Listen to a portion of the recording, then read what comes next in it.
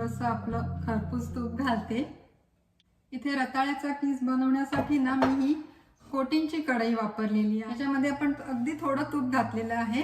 स्टीलची कढई वापरलं तर काय होतं, तो किस ना कढईला खाली चिकटतो आणि मग लवकर करपतो, शिजण्याआधीच तो करपून जातो, म्हणून कोटिंगची कढई वापरायची। जिरं घालते, मिरच्या, कढीपत्ता, काही किसलेली रताळी घालते।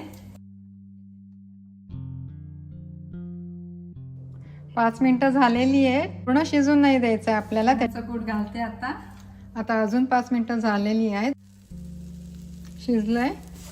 आता त्याच्यामध्ये हे मीठ घालते, कोथिंबीर घालते,